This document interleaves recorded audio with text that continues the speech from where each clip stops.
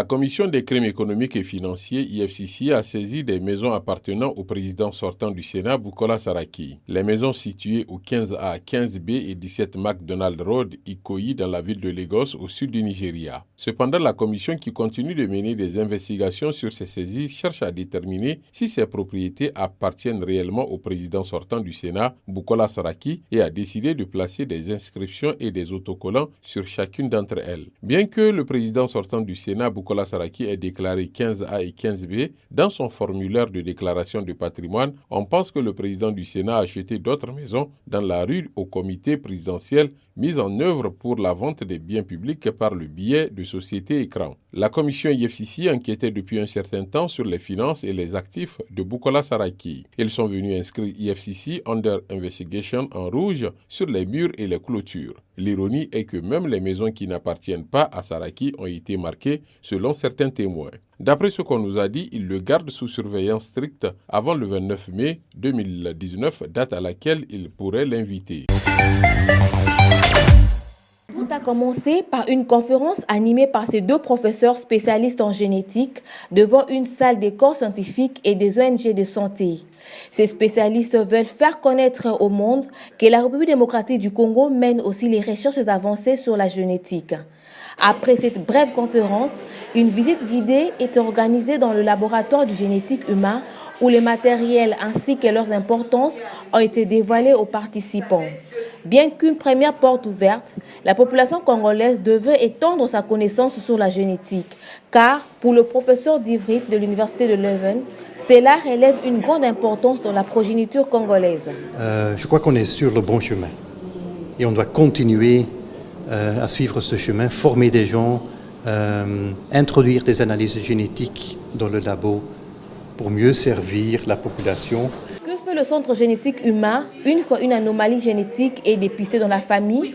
Le professeur Dr Lukusa de la République démocratique du Congo répond. Nous avons une équipe de cliniciens qui voient les patients et qui orientent.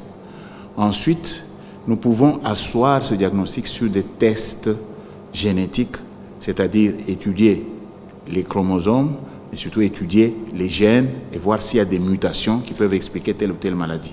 La troisième étape, c'est une fois que nous savons de quoi il s'agit, que nous avons mis une étiquette et que nous avons trouvé la cause, pouvoir donner les conseils génétiques qu'il faut aux parents. Donc nous avons une consultation de conseils génétiques aussi dans ce centre. Dr Mavinga, une chercheuse dans le domaine de la génétique, révèle qu'il est possible actuellement de connaître l'état de l'enfant en vue de prévenir certaines anomalies comme la drépanocytose ou l'albinisme. Toutefois, étendre le centre génétique dans tous les pays ainsi que disponibiliser les matériels adéquats pour un centre génétique plus moderne reste le défi à relever pour cette expérience dans la République démocratique du Congo.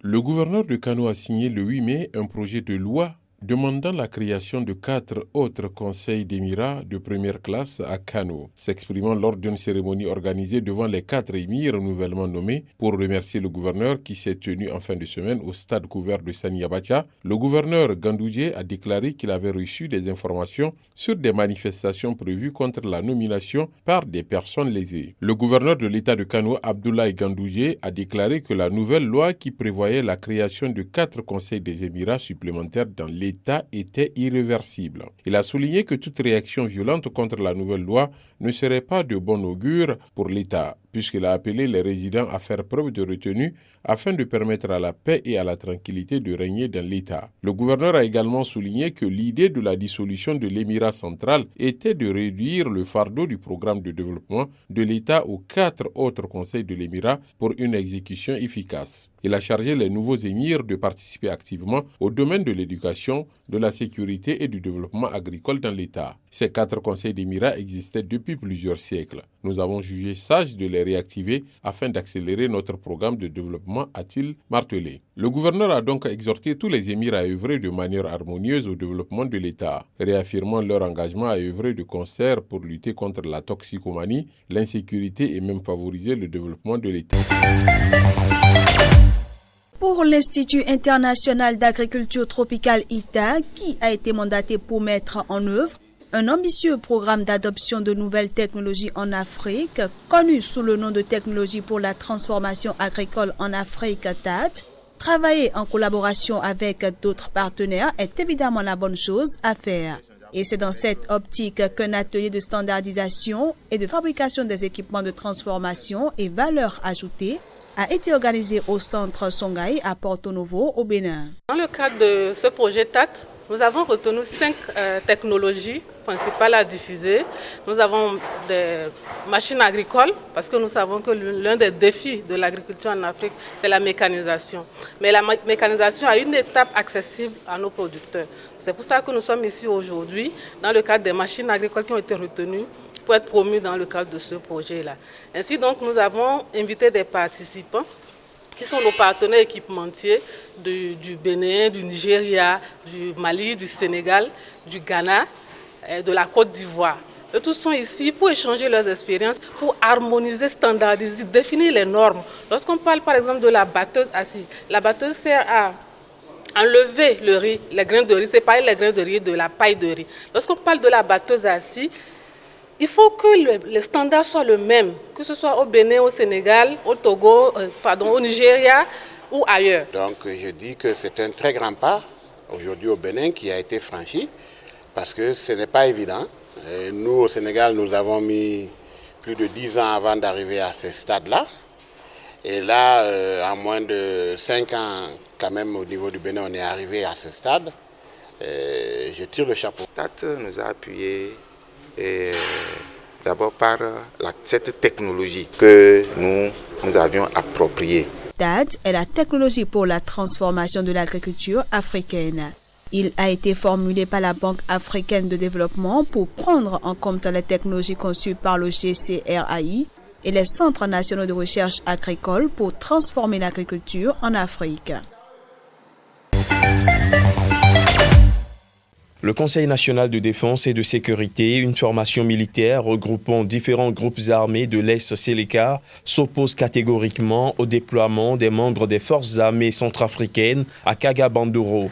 Selon son président Abdoulaye Hissène, qui a signé un communiqué, cela s'apparente à une violation de l'accord de paix de Khartoum par le gouvernement. Cependant, le groupe armé réaffirme toujours sa pleine adhésion à l'accord.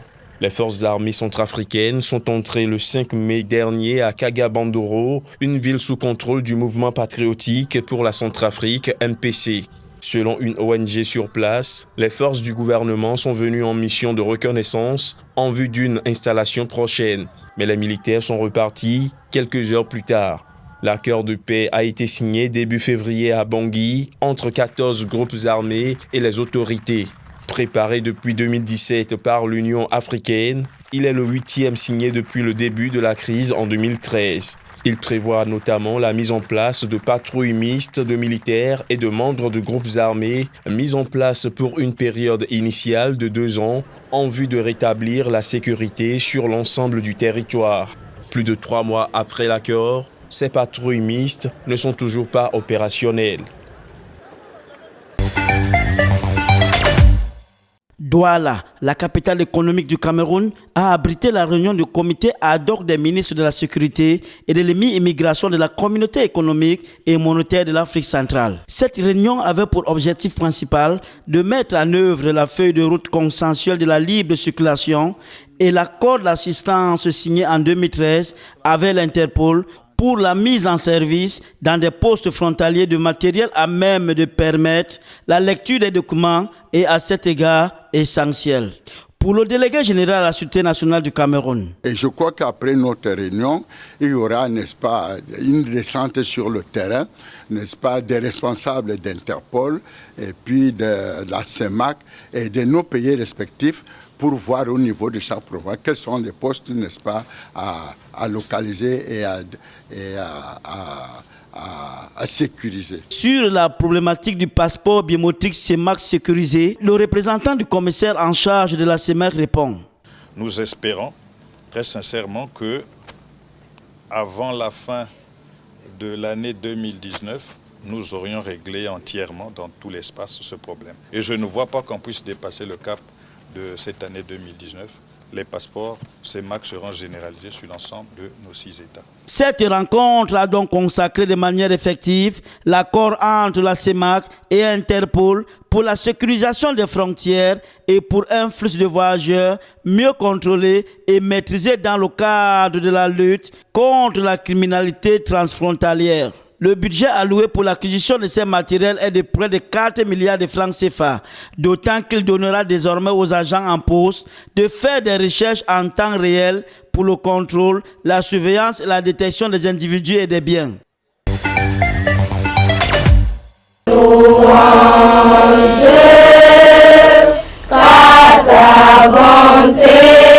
À Natitengu, dans le nord du Bénin, visiteurs et voisins défilent sous un grand arbre pour présenter leurs condoléances à la famille de Fiacre Beji, le guide béninois tué lors de l'enlèvement de 2 touristes français dans le parc de la Pendjari. Que nous n'allons pas baisser les bras, nous n'allons pas nous faire peur pour rien. Le parc est ouvert, nous allons y aller et puis voilà, nous allons rendre un hommage toujours à notre collègue, cher frère.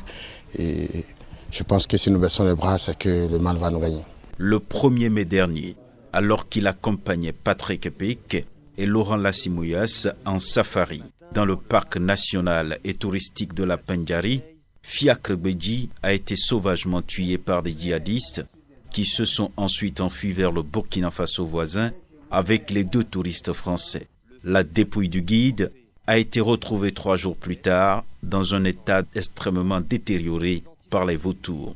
Fiacre Beji faisait partie de la trentaine de guides accrédités pour conduire les touristes à travers ce parc de 4700 km² et était l'un des meilleurs, a précisé le directeur de la Pendjari, James Tadjernian, très touché, lui aussi ému par cette douloureuse disparition.